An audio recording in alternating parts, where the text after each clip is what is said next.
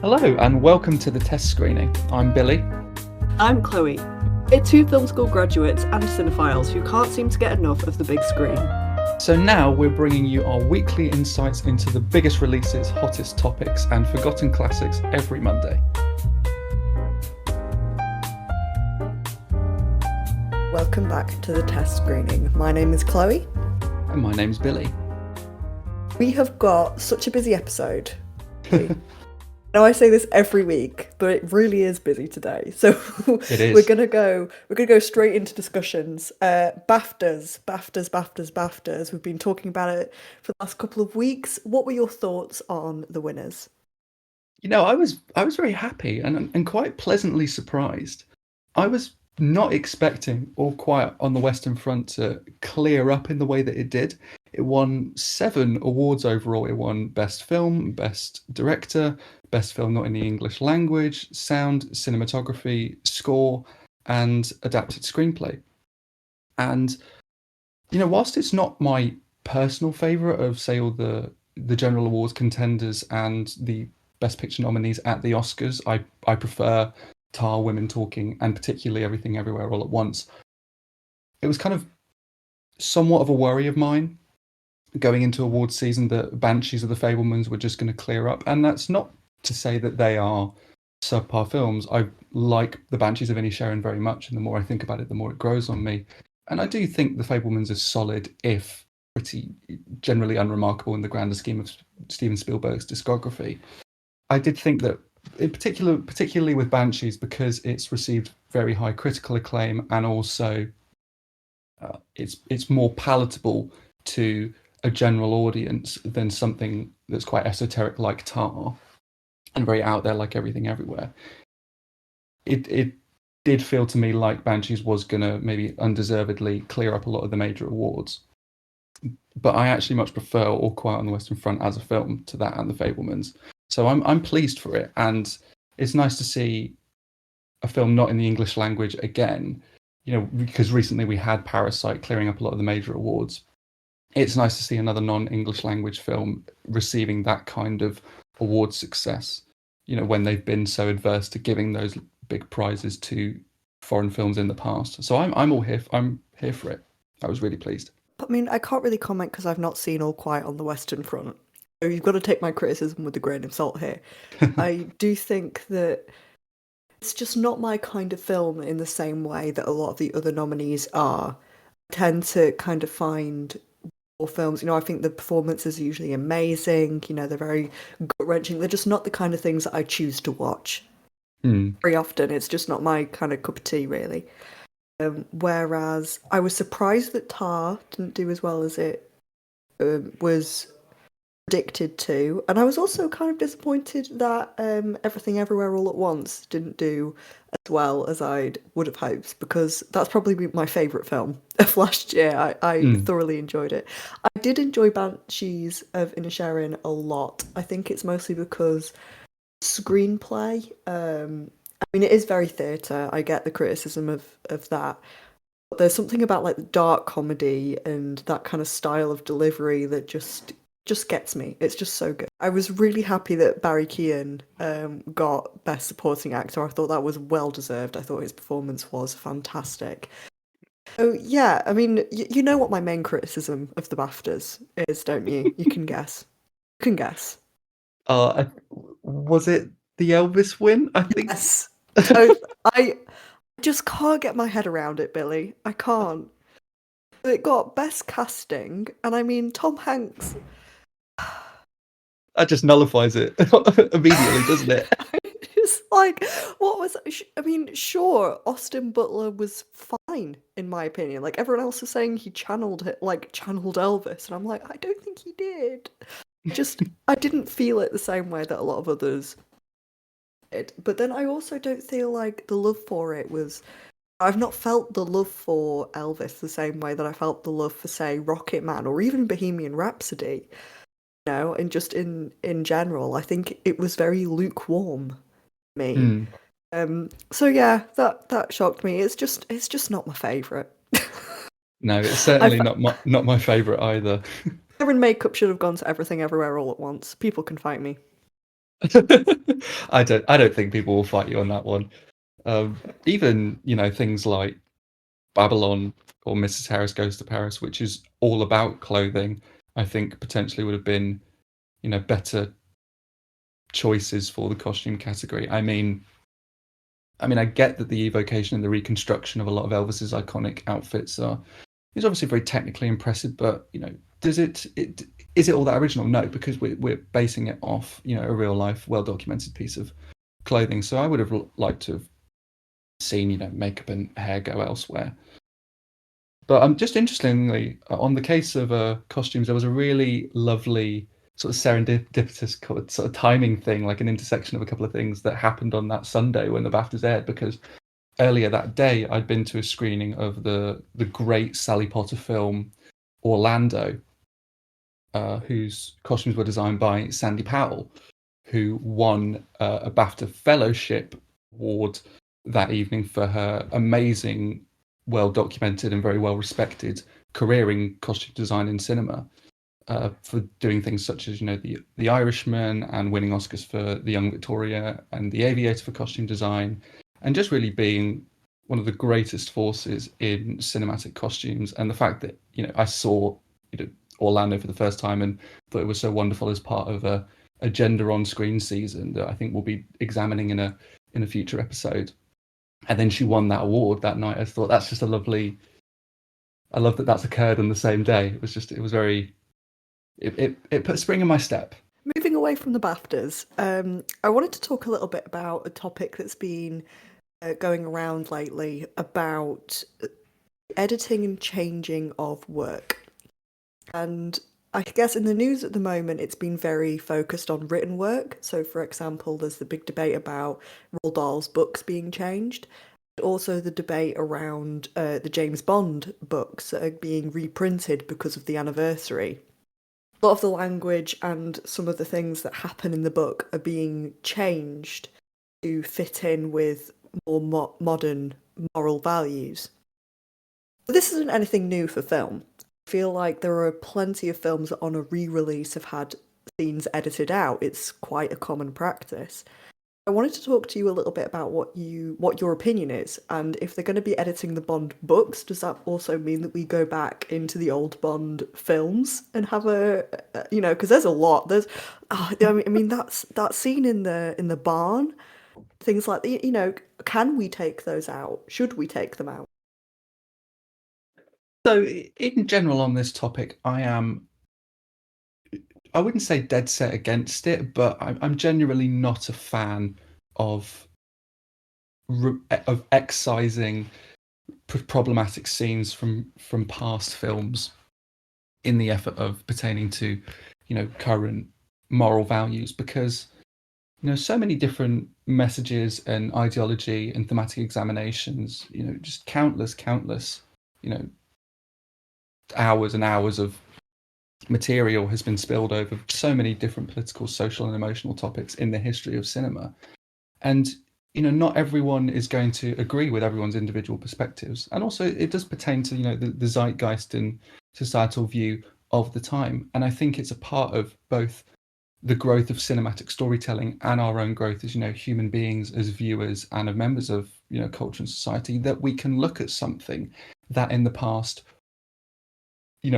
was seen as acceptable but is now considered as very problematic, and recognize that as being as having a lot of issues, either from what the technical filmmaking is, kind of the lens or the gaze that's being shown on screen. I think there's been a lot of reevaluation of the male gaze in cinema recently, and understand why something doesn't work by today's standards, and go, okay, we can acknowledge that. How can we improve on that? How can we be more progressive in our attitudes on screen, in storytelling, and also adopt a filmmaking stylistic approach that accentuates that complements that informs that in a positive way. I don't want to say too much on this particular point because it will come up in our gender on screen episode. But one of the films that we viewed as part of that season was chosen for the very reason that it's just abhorrently problematic with its representation of trans people by today's standards. I mean, at the time, it was viewed as, I read some old reviews that said, ingenious, incredibly well written, scary, insightful. And you just look at it now and go, it's so misogynistic and voyeuristic. And, when viewing it alongside the other films in the season, we were able to go, okay, that's, wholly negative. Here's an example of how we don't repeat ourselves and repeat our mistakes with regards to representation. And now let's go on to some films like Orlando that do it so much better. So I do think it's a part of growth in ourselves as artists to have that debate. And I think erasing, the problematic parts from previous cinema history doesn't help that debate. One thing that makes this a little bit trickier for me, because I think in general I'm with you. I think it's important to know where we've been, to know where we're going. I think it's important to recognize and to study the mistakes of the past and how society was. I think it's almost dangerous to lose that. But at the same time, it's the whole reissue of these texts that's kind of making it a bit more difficult for me. So, for example, in the James Bond books, in one of the James Bond books, there's the use of the N word. Oh, This wow. is I one of wasn't the aware. yes, well, this is one of the things that's being taken out for a reissue. In the case of, is it a fact that maybe we should just let these old texts die um, instead of giving them a new life, or is it correct to kind of give these films a new life with these edits? So, I mean, I guess this also applies to cinema. We've seen countless reissues or remasterings of old films, the Bond films included. I mean, I don't think any of the films contain language quite that bad, but there's definitely some dicey stuff in there surrounding, specifically its portrayal of the Asian community and also, people of color. Yeah, Bond films be messy. So in the case of reissuing, putting these in front of a new audience, packaging them for profit, does that change anything? Hmm.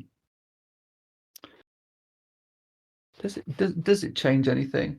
I mean, I think with regards to the James Bond pictures, they're such kind of a cornerstone of British culture, and do display such good filmmaking and from the action and spy thriller genre, and have some and hold a very dear place in a lot of British film goers' hearts, that I guess we wouldn't want to erase them. And I guess reissuing them with maybe some parts taken out means we can enjoy them without having to, wince and cringe at some of the more misguided aspects of them. And I guess in the case of that particular franchise, the problematic aspects of them, like the ones you just mentioned, and also the quite sexist portrayal of women in a lot of scenarios, is uncomfortable now and does kind of sour, the overall otherwise joyous experience of those films and their sort of zany action laden narratives. And it's well documented, some of the problems with them in the past. So maybe in the case of that franchise, we can acknowledge what it has been in the past, and in terms of reissuing it and allowing new audiences to enjoy it, we can. I don't necessarily have a particular problem with taking it out in that regard, because it means that we're not souring the experience for future generations. They can just enjoy it without inhibition. Maybe the real solution is kind of being a bit of a disclaimer at the front and kind of acknowledging the history before you even go into the film. I know already been a few films to do this, where they've basically been saying the film was released at this time when this was happening. This is what the social situation was. There is going to be offensive, language that is offensive and incorrect in the film just before you go in. It's still, I think it's a very individual process to kind of decide what would get taken out from what film and what would stay in. I think it's a really fine balance, but I think at no point should we try and pretend that that content wasn't there. No. Um, that's not the right thing to do. It's almost like if you reissued Bond, for example, taking out. I mean, one, you'd wouldn't have much of a film for the first couple of ones if you took out like all the sexism, all the issues. So you'd have a man doing a backflip at the end of the film. Um, but if you were to take them out and then the old versions weren't available anymore, that's what I'd have a problem with. Hmm. I Yeah, guess me too. for in a way putting it out in a cinema or kind of reissuing, I guess is a discussion to have. It's really difficult. I don't think there's one right answer because I think that new audiences should be able to enjoy these things, but we shouldn't forget what they are and were. And we also shouldn't forget that there are also new works and new films coming out that kind of explore these kind of things that are relevant to us today. There are modern spy films, there are modern, do we need to reissue James Bond? Or can we make our own for this generation? Is that the way to go? Yeah, So yeah, a complicated one, but thank you for indulging me and giving me your thoughts. of course. Okay, so let's finally jump into our first review. And we're going to start off with Broker.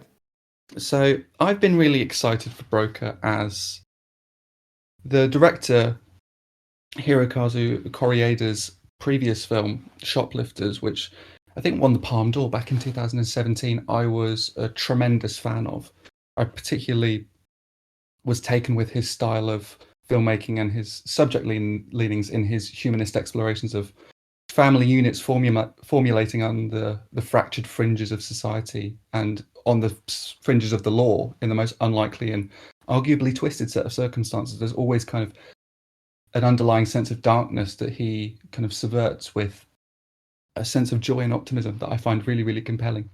He's been compared to Yasujiro Ozu, whose work was so revolutionary in the development of Asian cinema. I mean, Korieda's a Japanese filmmaker, as was Yasujiro Ozu, but Broker is actually a South Korean set drama. Ozu was so revolutionary in how he deconstructed societal expectations of gender roles and the construct of family in Japan and post-war Japan and Japan at the turn of the 20th century.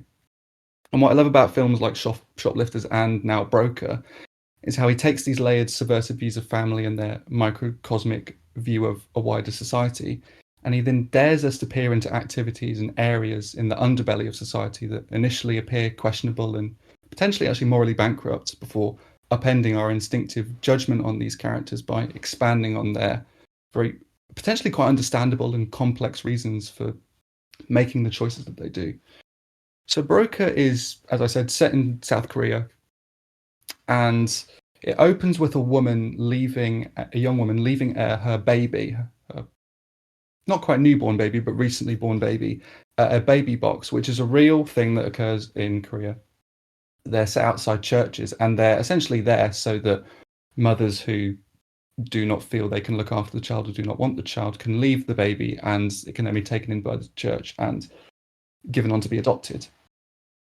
And she does this and goes away, but then attempts to come back to the church to retrieve the child and finds that he has been taken. What's actually happened is there are two men that work in that particular church that she dropped her baby off at who delete the security camera footage of the mothers leaving those children. And then they take that child and they essentially traffic the child and take them to another family and sell that child on for profit. Now they kind of partially justify that view, making money out they're making money out of a difficult situation, but also finding, a family that actually will care for the child and potentially give them a better future, but they are profiteering off that exercise. The woman finds these men, and after having a somewhat lengthy argument about the process, they decide to go on the road together to sell her child on to another family. And all the while they're being pursued by two sets of police officers who have an interest in both these two men who are conducting this trafficking business, but also the young mother whose the reasons for which become more apparent as the film progresses. Now, I absolutely loved this for a number of reasons. The screenplay is just excellent. One thing that's markedly different here from Shoplifters is that the wider thematic and social messaging in Shoplifters emerged out of the very in the moment naturalistic drama.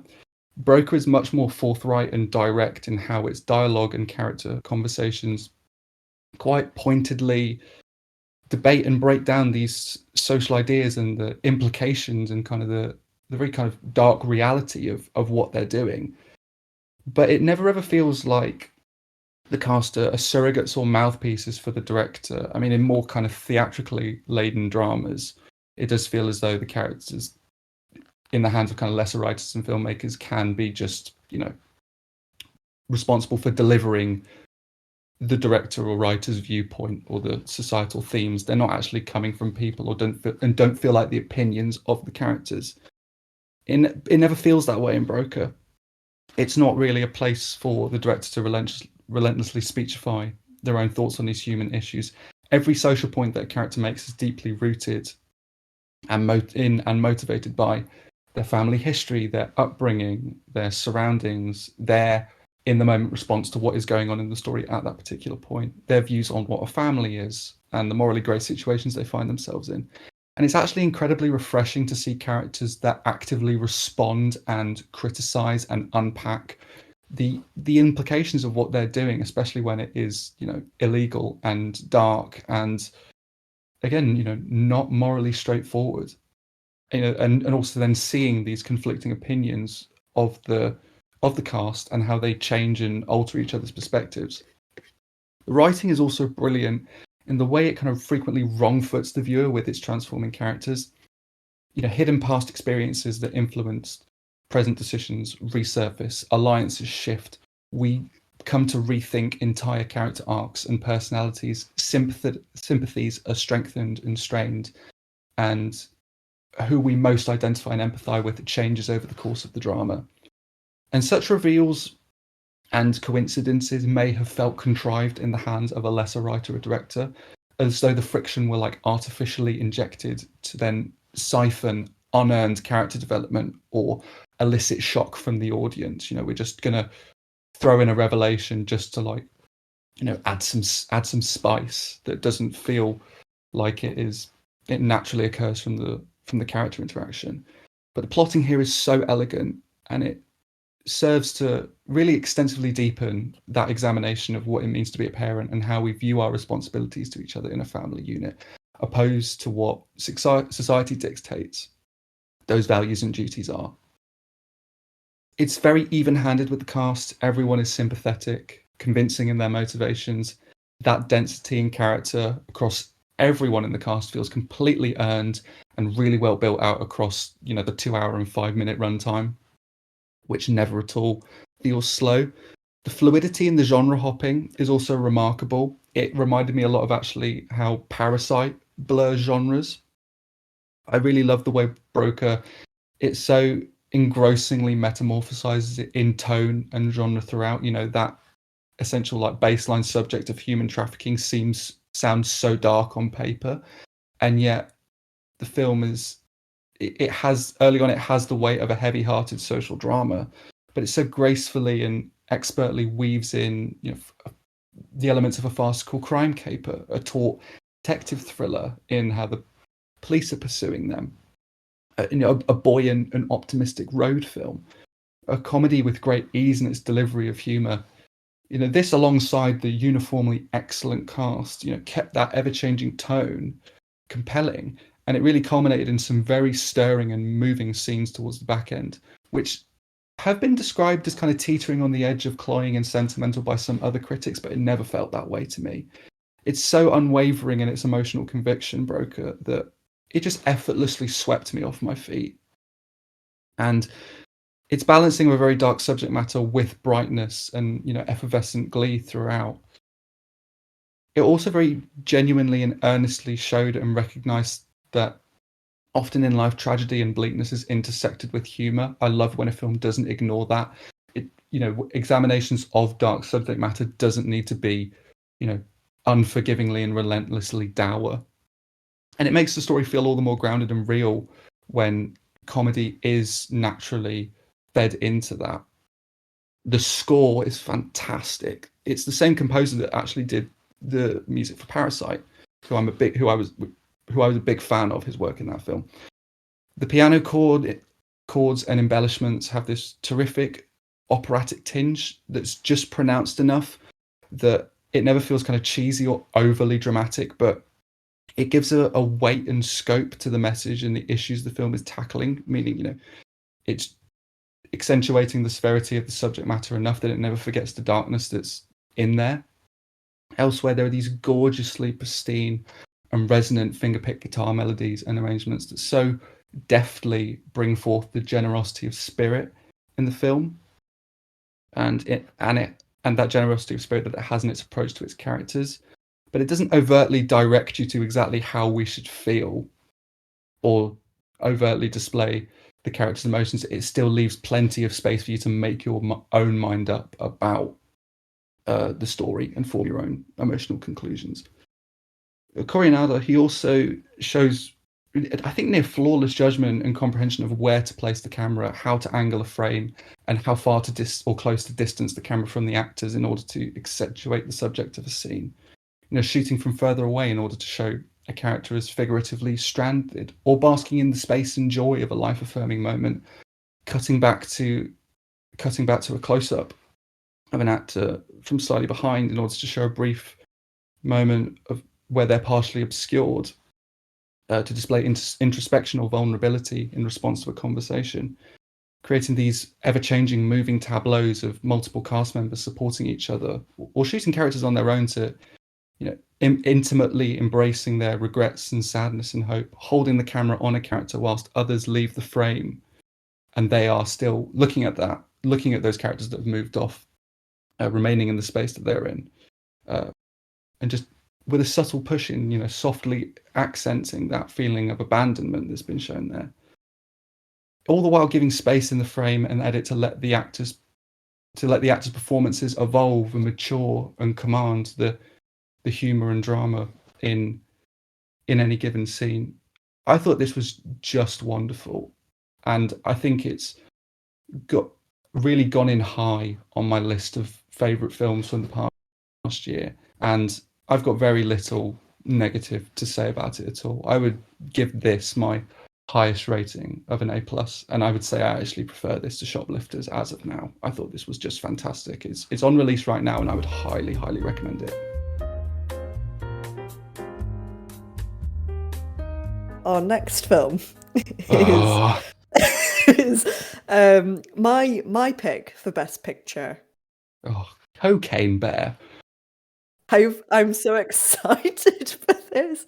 We're on a theme this week because, last week we reviewed The Bear, which also has cocaine in it.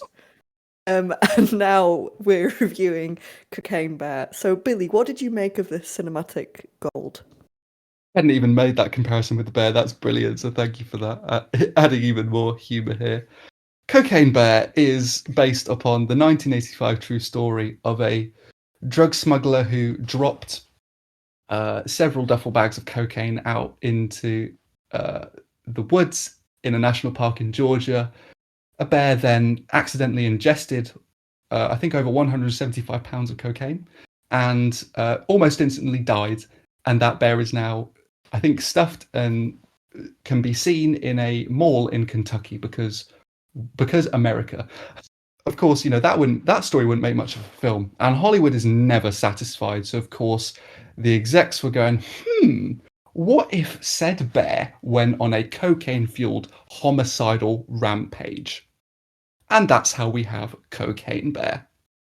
Now, I think the title alone gives you a clue into exactly the level of cinematic atrocities that your mind is going to be permanently branded with over the course of viewing this film.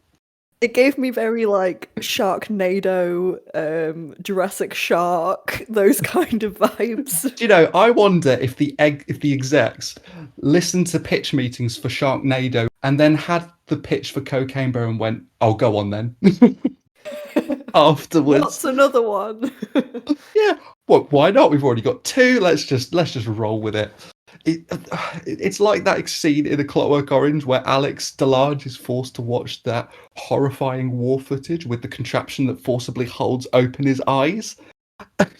That's what I can liken the experience of watching Cocaine Bear to.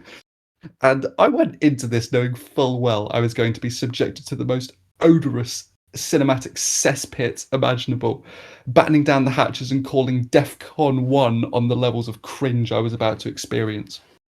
There is a voiceover in the second scene of Cocaine Bear that features a hiker recounting in the shoddiest and creepiest Southern American accent you've ever heard.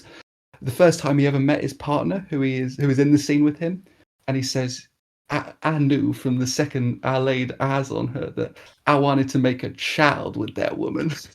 Ooh. And I just thought, I think it's official that Sonnet 116 by William Shakespeare has been usurped as the absolute pinnacle of romantic poetry. The love radiating from that statement just captures the heart and soul. I fear I might have given myself a severe, long lasting spinal injury from how hard I cringed at that moment. Elsewhere, Cocaine Bear almost incessantly proves that it has the tact and restraint and cinematic finesse of a malfunctioning flamethrower. It feels strange to single out the score in a film like this that's so hell-bent on being as aggressively awful as humanly possible, but I have to in this case because it's just too funny not to. There's this moment where there are moments where the incongruence between the visuals and accompanying music is like staggering, like mind-boggling. There's a moment where there's a very imposing muscular character who very emphatically makes the admission, "Oh, I need to take a piss," and then as he wanders into the bushes in the national park to relieve himself, this banger trap beat is playing in the background of the score. And I just thought to myself, yes, blaring rap music is certainly the most befitting theme here. Rap is my urination anthem. I feel at my most gangster when I'm emptying my bladder in the middle of the woods. And there's other moments, oh lord, where there are these really peppy, bright, jaunty 80s throwback Stranger Thing-esque synthesizer leads that are cheesier than an industrial-sized wheel of Camembert. Like over, there's even a bit where those same bits of music play over like the bear snorting a line of cocaine off a severed leg. And I thought, yes, I'll definitely be showing this joyful slice of bubblegum to my whole family someday. And sugary, sweets are laid over a color grade that is so bland it makes Bohemian Rhapsody look like a Vincent van Gogh painting. It's like the colorist fell into a coma and their head landed on the desaturate button and then they just never bothered to fix it. I also found like a lot of humor in the fact that Margot Martindale, Kerry Russell, and Matthew Rhys are all in this film, acting as they were, alongside each other in The Americans, which is a TV show about undercover Russian spies posing as an ordinary American family to complete espionage operations in Washington during the Cold War. Now, their ability to convincingly play people repeatedly changing between various identities in that show was top tier, but it's absolutely nothing compared to their ability here to pretend not to laugh. If there was an Olympic sport in not cracking a smile, Kerry Russell would be a 4-time gold medalist. I bow down to that woman's ability to keep a straight face in these scenes. There's like another point, there's like this insufferable character who's perpetually crying about his deceased wife whilst out trying to retrieve the missing cocaine. Otherwise, they're going to get stalked by the cartel going, "Where's our coke?" I've seen IKEA bookshelves that can emote more convincingly than this guy. And the dialogue, heaven on earth, Lord have mercy, take me now, sweet baby Jesus, the dialogue. It makes the dialogue in Knock at the Cabin look like a T.S. Eliot poem. I mean, in our review of that film, I described the dialogue as ear scraping. Well, if the dialogue in Knock at the Cabin is ear scraping, then the dialogue in Cocaine Bear is a root canal. Like, there is a There is a scene between two younger characters that was so excruciating. It felt like I levitated off the ground and had a religious experience. If my name or involvement was within a mile of the script for that scene, I would be sending a cease and desist letter to the distributors begging for the removal of any evidence of my involvement with that scene. To make matters worse, at the end of that scene, the kids cut open the packets of cocaine they found in the woods that the bear is looking for with penknives, and they scoop out lumps of cocaine big enough to down an African elephant, and then they tuck into them like they're lapping up scoops of angel delight. Oh God. Thought of this? Who thought it would be a good idea? And it has to be a contender for one of the worst film scenes I've seen in a decade. I mean, isn't that what people are going for when they go and see Cocaine Bear? Like, what I really want to know is, does this film know it's bad? If it knows it's bad, that almost makes it worse. The best way to do a film like this is to play it completely straight, do it the most serious way that you possibly can. Like, we want it to be so bad that it's good. That's what it needs to be. If it's kind of a bit too tongue-in-cheek, that's when it loses me. Hmm.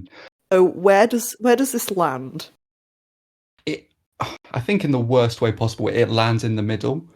It's self-aware enough that it kind of knows how awful it is, but it takes itself seriously enough that it can't quite fully commit to being a complete satirical B movie joke fest or like a bit of grimy grindhouse entertainment. It just occupies that middle ground, which I think is just the worst possible approach it could have taken. One thing that I'll give it is that I feel like Cocaine Bear has got more people in the cinema than most things that have come out recently. So credit where Yeah, credit is due. yeah, For credit giving where it to credit's Cocaine due. Bear. And also, I mean, you kind of do get you get exactly what you're going for.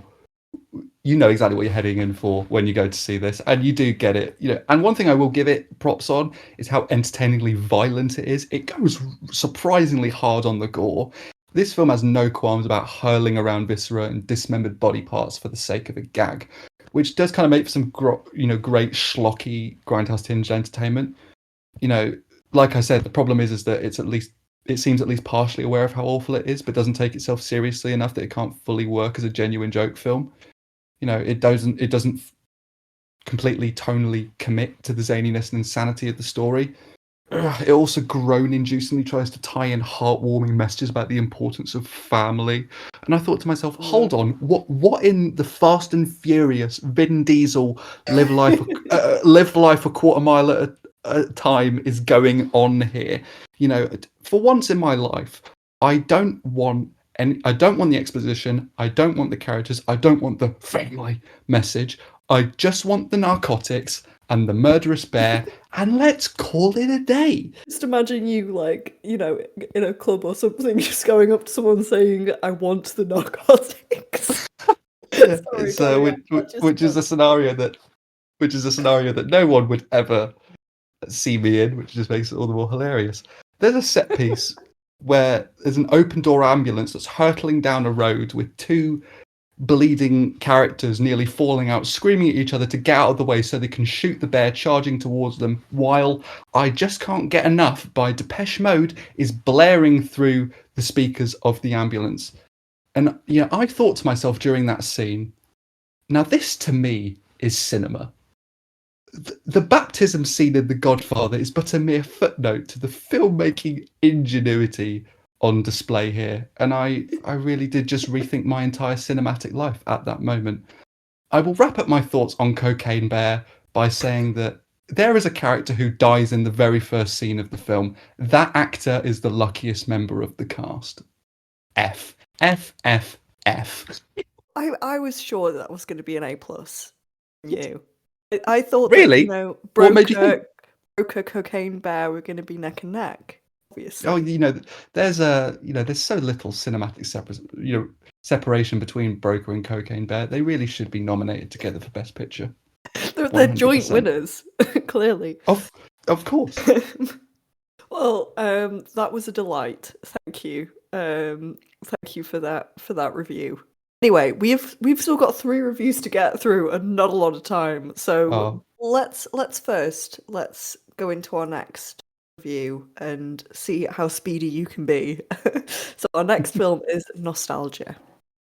so Nostalgia is a Italian drama. Tells the story of a successful businessman named Felice. He was born Italian but brought up in Naples. He's been absent from the city for 40 years and has achieved great financial success and career success living in Egypt. He returns to the city to visit and assist his mother, who's growing more frail in her old age. But in doing so, he becomes reacquainted with the memories he has in Naples and the structural makeup of the city and his past experience living there. He rediscovers a nostalgic affection for the place. But that rose tinted perspective on the city and a place that does not resemble anymore the place that he so fondly remembers growing up. That rose tinted perspective, it becomes problematic and dangerous when he starts to put down roots there and pursue a past friend who may now be responsible for the organised crime that riddles the area where he spent his childhood. Based off the slightly lukewarm trailer, I didn't go into Nostalgia exactly with piqued interest. However, it really, really exceeded my expectations, and I left really, really impressed with the film. And the thing I loved most about it was how textured the filmmaking and the storytelling was. So much of the storytelling is visual and very evocative, despite the fact that a lot of the drama is coming from, the character's deeply cerebral and psychological view of his hometown. A lot of it's very internalized.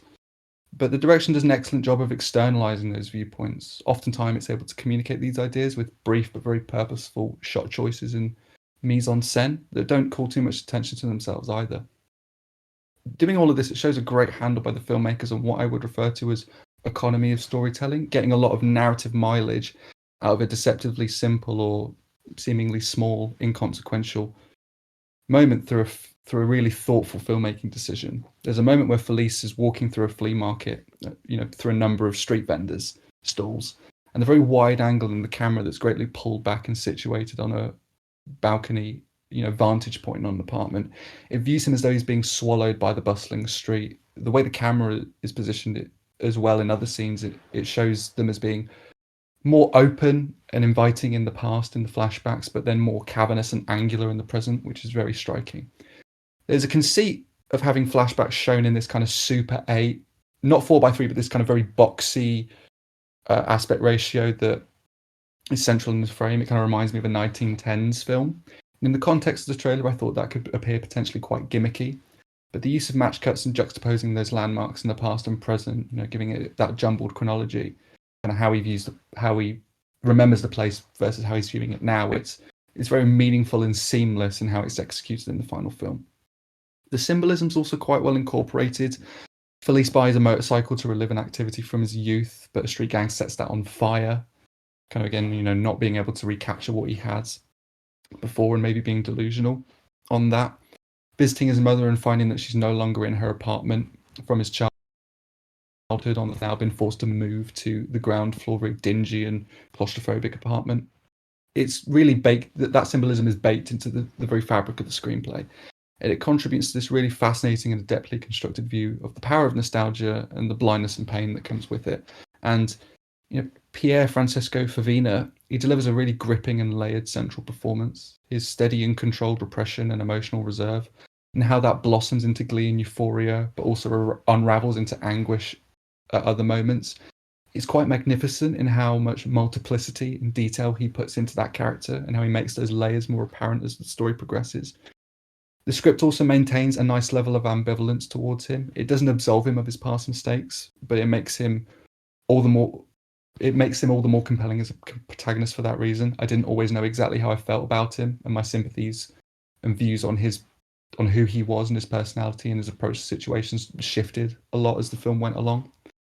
Towards its final stretch, it does succumb to some plot machinations that are more kind of generically crime drama orientated, and it ends on a note that is so kind of blunt and callous and pulls the rug out so hard from under the audience that to the point where it's kind of slightly dissatisfying and a bit disquieting. But on reflection, that does add to the debate, the central debate in the film between nostalgia and the delusion that sort of permeates Felice's experience of reintegrating into the place where he came from. So I was really really impressed with this, and the way the complex way it tackled nostalgia and that sort of social environment in the past and the present, and how the filmmaking complemented that was very impactful and very intriguing and very well constructed. I'd give this an A. I would also recommend this.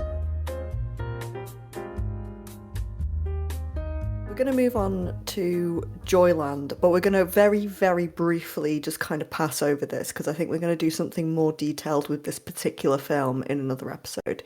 But can you give us just a brief overview about what the film is and what you would rate it without giving us any spoilers?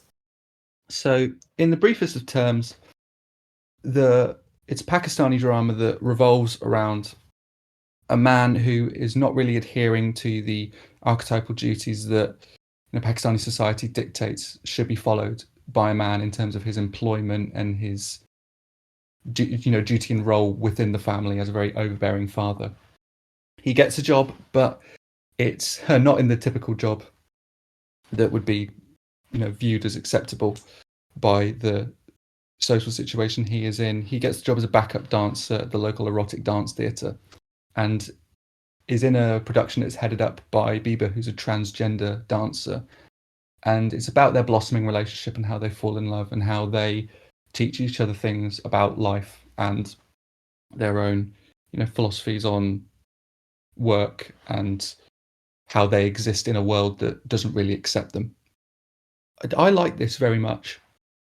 I thought it's for a debut feature, it's very, very adventurous in its structure and its formal filmmaking approach. There's some moments where the director allows moments to breathe, very, very long takes, very kind of long gradual push-ins, but also kind of bright, sharp flashes of color and quick cutting and propulsive camera moves and some of the dance and performative sequences. It has a real vivacity and energy about the film, which is kind of it really complements the bright and vibrant personality of a bunch of the characters, and then contrast that with sort of the bleak, sort of constraining societal conditions that the rest of the kind of cast find themselves in. It also doesn't just examine this relationship, it also examines Hader's wife, Mumtaz, and how she feels as though her romantic needs as a woman and her sort of career needs are not being met or facilitated, considering the fact the patriarchal society and how it views her, and kind of the very sort of free form ebb and flow between those kind of couple of different storylines is again kind of structurally unconventional. The drama doesn't evolve in the order that you necessarily expect events to transpire in, and whilst it was kind of very dexterous in its narrative progression, it never lost me. I do have some reservations about the weighting between certain storylines in the latter half. But we'll get into all of that at a later date, I think. Yes, yeah, I won't give specific details of that. Don't go too far into it. So what would you rate Joyland?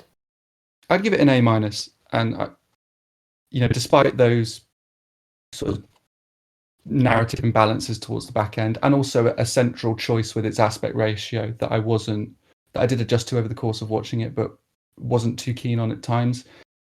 It maybe led to me not loving it as much as some other people have, but I still liked it very much, and I thought the way it looked at people struggling with expectations versus who they actually are as people, plus its very, very progressive and heartfelt examination of trans identity and trans relationships, I thought was very, very emotive and moving. And again, just that vibrancy in the filmmaking was a real joy to behold, especially in a debut feature. It's very accomplished. I would give this an A-. Very, very much enjoyed it. And we'll look forward to your more detailed thoughts in a future episode. So keep an eye out for that. So our final review of this evening is The Sun, starring Hugh Jackman. Mm-hmm. Hugh Jackman, Laura Dern, Vanessa Kirby, and Zen McGrath is the son. Just had to remind myself of his name. I think he's He's a newcomer. So this is written and directed by Florian Zeller, also co-written by Christopher Hampton, who are the team behind the Oscar-winning dimension-focused drama The Father from couple of years ago, that Anthony Hopkins very deservedly won a Best Actor Oscar for. It centers around a fractured family unit. Hugh Jackman's Peter is now living with his new wife Beth, played by Vanessa Kirby, his ex-wife Laura Dern. Kate is her character. She's kind of in the background of all of this, and the family has been splintered for a very long time, and he's quite estranged from his son Nicholas. And it becomes apparent that Nicholas hasn't been going to school. Kate approaches Peter and says, I've just got a phone call that says Nicholas hasn't been to school in a month. And they notice that he has, visible scars and marks on his body, and that he is noticeably more withdrawn in terms of his communication. And they start to, understandably worry about him. And it's an examination of very important issues such as depression and self-harm, and how those issues can really, really strain and affect a family unit, and the difficulty between and the friction that occurs between what the victim of those conditions are experiencing versus the family's efforts to try and support that person and try and understand what they're going through and the challenges that they face there.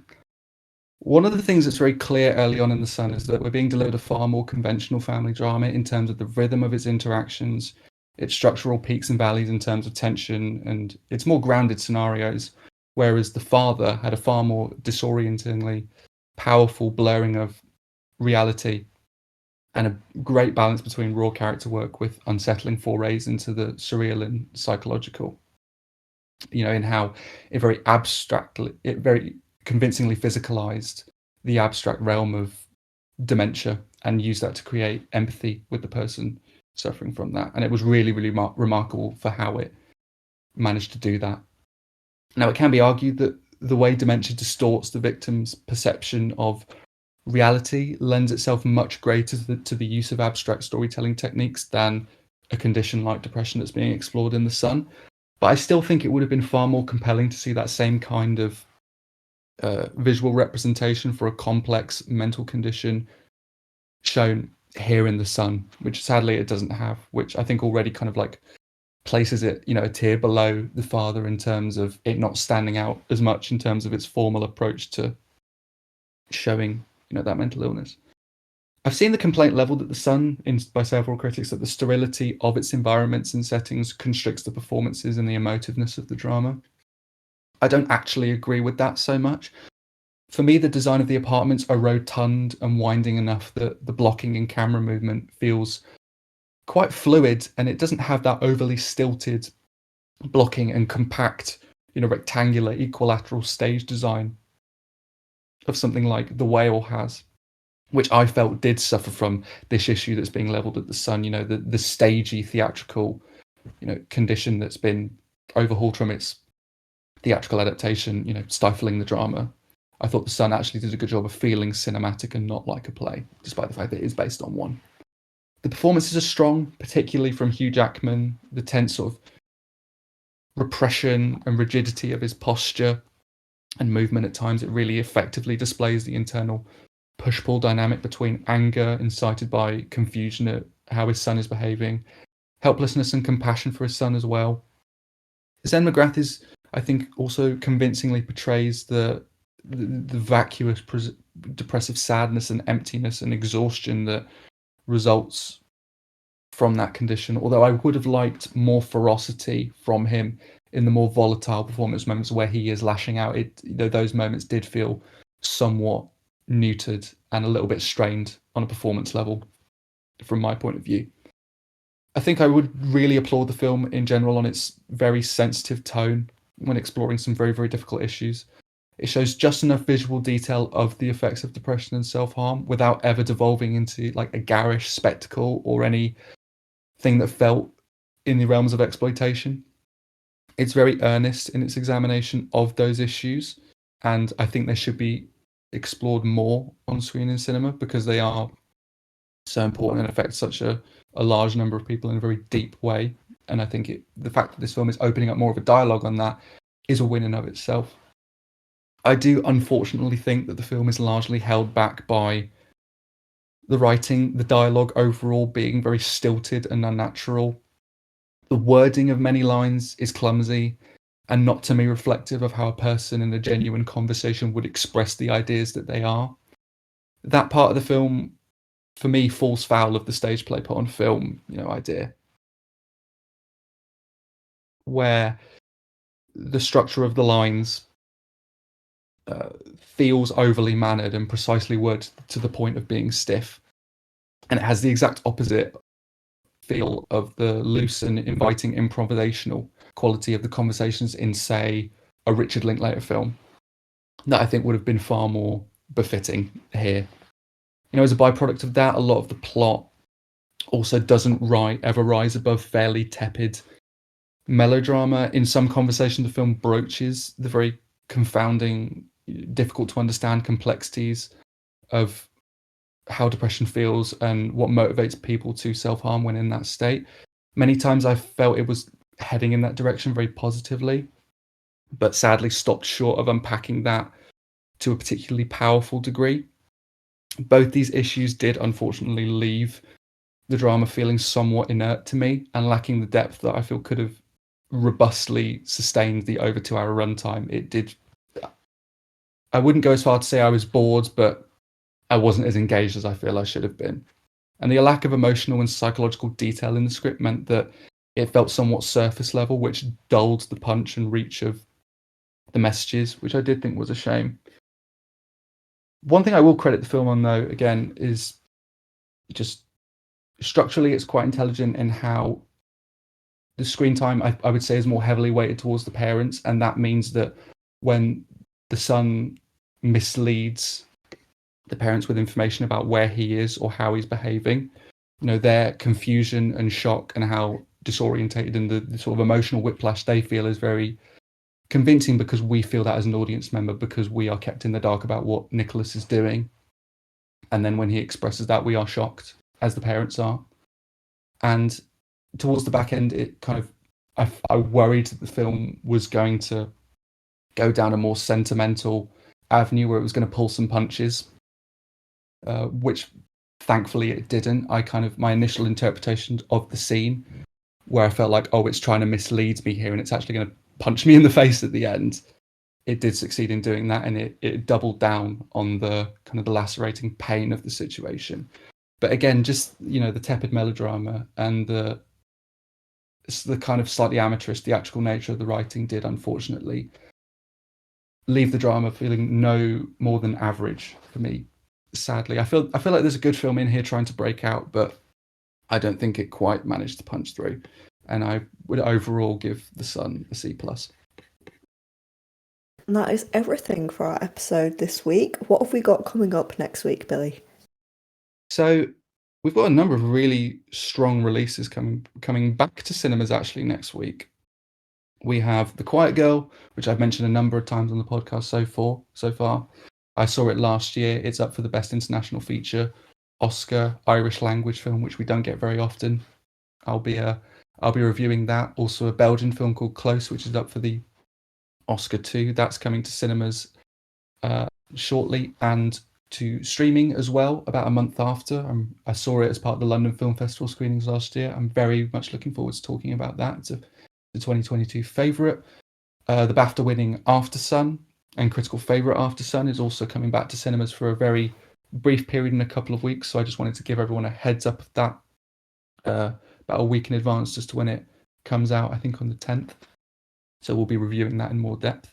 We'll also be doing the new Marvel film, Ant-Man. I think Ant-Man and the World of Quantumania, I think it's called. Yeah, it's a long title this time. It's the Ant-Man and it's the a Wasp. mouthful. Quantumania. We'll just call it the new Ant-Man and just call it a day there. And also this wonderful stop motion live action mockumentary hybrid, Marcel the Shell with Shoes On, which was heartwarming and somber and quite beautiful as well. I'm looking forward to talking about that one too. So tune in next week to listen to all of those fabulous reviews. Thank you, Billy, and we will see you next week. See you next week. Thank you very much for listening. You can find us on Instagram at the Test Screening Podcast and on Spotify and Apple Podcasts too. We will see you in the next episode. Bye. Bye.